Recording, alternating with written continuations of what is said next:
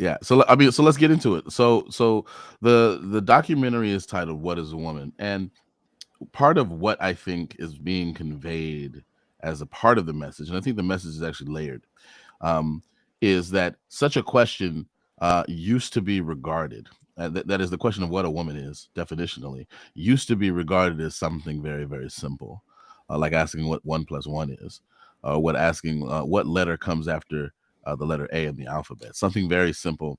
We don't really question it. Or if you wanted to define other simple things like what a cat is or what a dog is. This is the stuff of grade school. This is the kinds of things that we teach first graders. Um, but yet, it seems lately in our politics, particularly when it comes to gender ideology and the mainstreaming of gender ideology as it relates to trans folk, um, that question is not so easy to answer.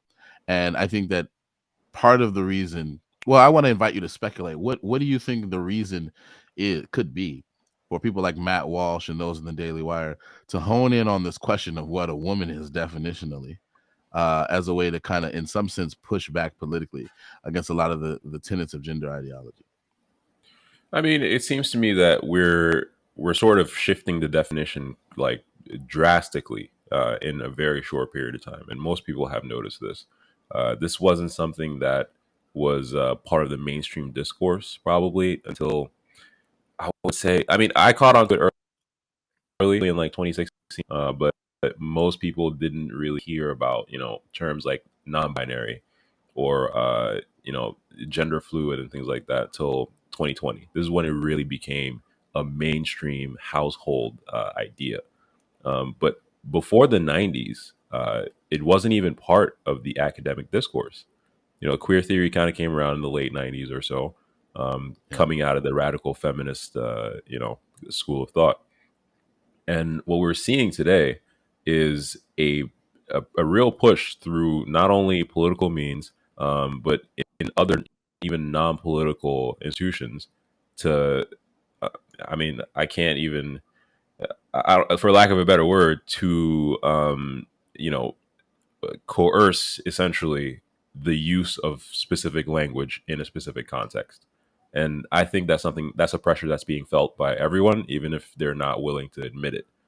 Guys like Matt Walsh are willing to, push back on it and admit that there is a social pressure to change the way we define these words. Well, I do think that there's definitely social pressure being laid bare, but in the same way that social pressure is laid bare anytime you advocate politically for this or that group of people. So we can take the civil rights movement. There was social pressure being laid bare in order to gain civil rights, like voting rights, for example, for Black Hmm. people, in order to overturn Jim Crow laws in the South, etc. That's actually fairly normal, and I think that the people who are the most ardent supporters or advocators of the, I guess, changing of definitions, is as you call it. I think that they think of themselves as doing something akin or analogous to what those members of the civil rights movement were doing, but instead of doing it on behalf of Black people specifically, they're doing it on behalf of people who don't quite fit nicely into what they call the gender binary. What do you think about that? Like in terms of like how these people think of what they're doing. So I think the key difference here is that there are, for example, when we're talking about race, there are, biological analogs, not necessarily in differences, but in like phenotype. Like I can physically tell that you're black, and it doesn't really define who you are, other than the fact that your skin is a certain color. So for me to say that you are a certain way just because of your skin color in itself is an illogical conclusion. Like, that's not enough information to determine that about a person. And to make laws that follow that line of thought is obviously erroneous, illogical, and it violates human beings' as basic rights. But what we're having here is more so a compelling of the use of language in order to change the social perception of a really a biological difference. When we're talking about the gender binary, um, in the scientific discourse, we have a gender binary because of the binary nature of our sexual organs and our sexual cells. Even if you are an intersex person, you do still fall within that binary. You either produce one gamete or another.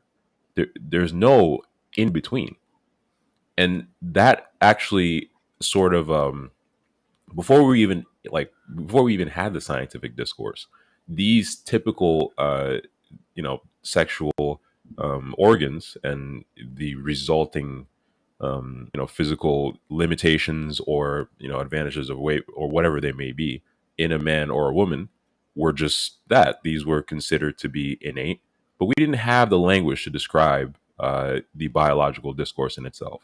But back to the gender theory version of this, and the reason why I think it's not like the civil rights movement at all is that they're using essentially a faith claim.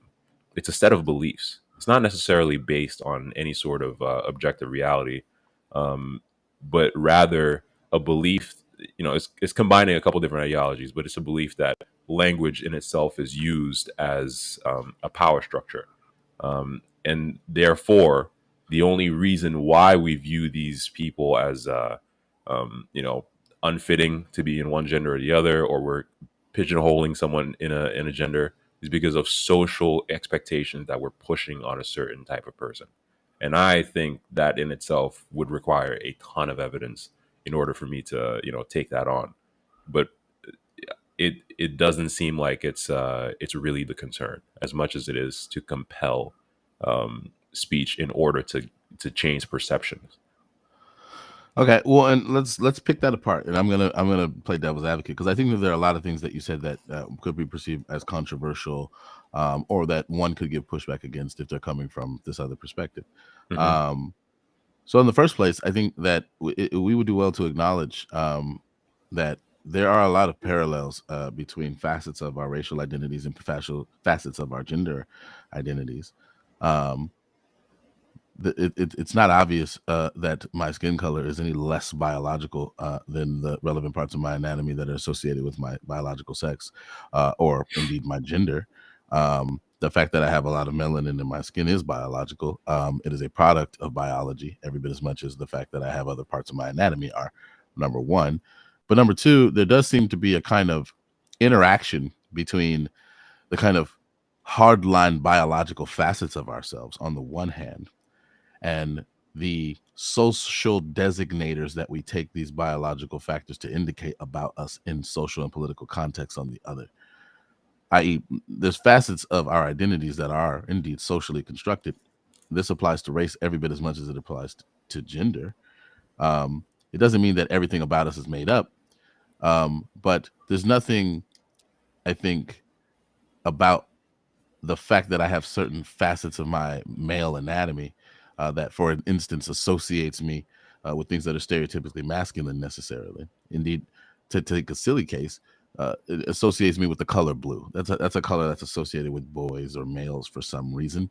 But there's nothing natural in the order of the universe that makes that the case. That actually is a function, a fairly arbitrary one, but a function nonetheless of the ways in which we've made associations in social contexts, and indeed that doesn't even hold in every culture.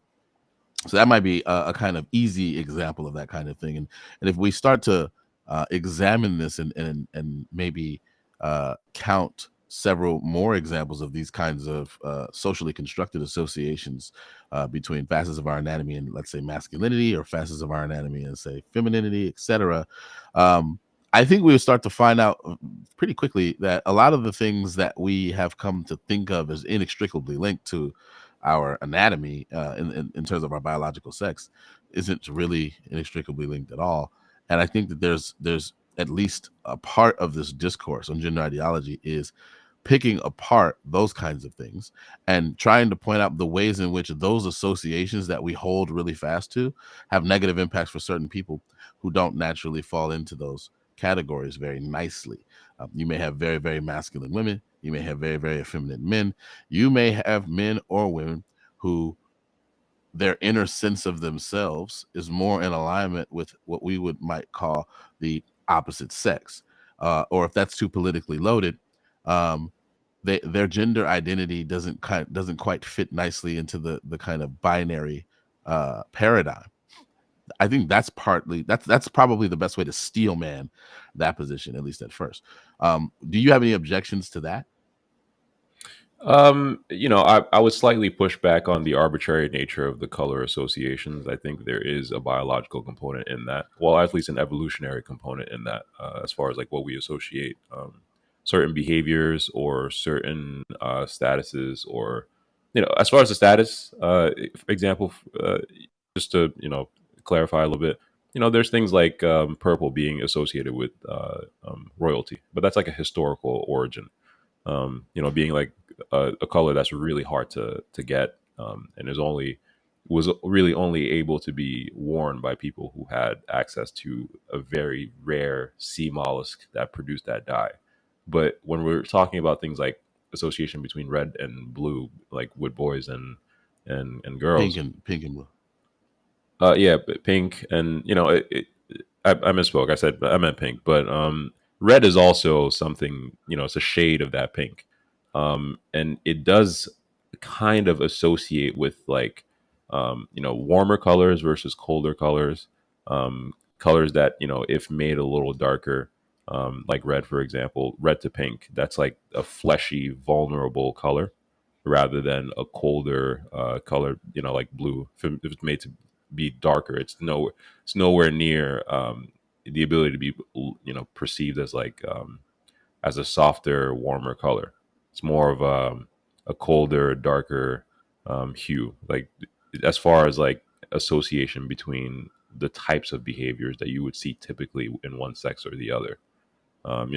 It's it does seem as if it's completely arbitrary at this point, because there's no real there's no real instinctual sort of draw towards one or the other, but there is like a slightly pull towards that. Things like fruits, for example, have a reddish color and do have a certain association that women are drawn to, for example. You understand what I mean? Kind of. I mean, it seems like to steelman you a little bit. It seems like you're trying to push back against the part of the claim where I said it was arbitrary, um, and I think you're trying to cash that out in terms of um, evolutionary explanations for how the associations came to be the way that they are. But I don't know how helpful that's going to be, because I think the main point that I was trying to make was that there's nothing about the biology of the Oh, anatomy of males versus females that necessitates the association. And so that connection, in virtue of that, seems arbitrary, um, because it didn't have to be that way, presumably, because there's nothing naturally necessitating the connection. That's what I was trying to articulate. I mean, and you see this in art as well, in the art world, where you see association with color being used to tell stories in an art piece. Like you see a lot of like feminist art, Hmm. depicting, for example, feminine sexual organs, and usually you'll see the colors associated with that not to be sort of like blue or another colder color, as much as it is like fleshier looking colors. You understand what Hmm. I mean? Yeah, Um, I'm not this is saying that something that there's we no. naturally sort of gravitate towards, and I think the origin of it is evolutionary. And those associations are not just. I think they predate the social. Um, what's it called? Well, by a lot actually. The social administration of those colors to one or the other. It's kind of like a derivation of it. But that wasn't my main point. I just wanted to touch on that really quickly. Um, but as far as the gender spectrum, as far as like the um, the behaviors that are expected out of someone within a certain gender structure, uh, I think we often leave out the part in which there are such things as ideals. As far as like what we consider to be the best mix of behaviors within a certain structure, depending on what your attributes are. So, given an example, like with men and women, there are like legitimate biological differences that kind of define what you can be best at as far as uh, whether it be physical prowess or whether it be sort of interest or time that you can Mhm. pour into a certain uh, what's it called, into a certain endeavor. And also, there is a biological clock component when it comes to women and their drive to have children. This is something that I don't think we can ignore because statistically, about 90% of women by the time they're in their 40s have children. Child rearing and being carrying a child is actually a very time consuming endeavor. It is something that we see in labor statistics. Having children is one of the biggest it's one of the biggest factors in predicting a woman's income over time, especially if they're single or they don't have a partner in their life. It does cause like actual disruptions in your life, in your career, which would kind of warrant the specialization of one gender role within a partnership, which does not have to go through the burden of carrying a child, being vulnerable, the pain, and the time consuming nature of rearing a child, especially in the early years. So to say that you are going to have children, there are certain attributes that would make you best at what's it called, at rearing children. Just as if you are going to be the partner which is not rearing children, there are certain attributes that make you more valuable than someone else if you were to choose, because we do discriminate. We choose who our partners are, and we choose them based on certain attributes. So to have an ideal to measure from, I think in itself is something that's innate to any endeavor or anything that we even look at. We judge even inanimate objects in that way. Like there are ideals that we reach towards. There are things that are not that don't function quite as well. So to have an idea of like what's the pinnacle of a man, like what are the mixes of attributes and attitudes and capabilities that make a man very valuable. It's like if you fall really far away from it to the point where you feel like you can compete better in the other hierarchy, it doesn't make you less of a man necessarily.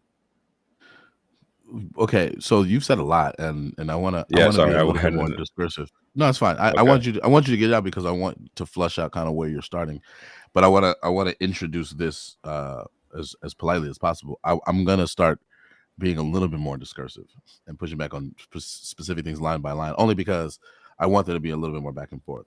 A lot of gotcha. the things that you're saying, I understand and they resonate with me, but a lot of the things that you're saying, even and I'm more moderate. I'm not really that gung ho in favor of a lot of the gender ideology stuff, but I do hear where they're coming from. And I do feel that for the purpose of this discussion, to make it more expansive and more, I guess, useful, that I kind of have to take on that side a little more and stuff.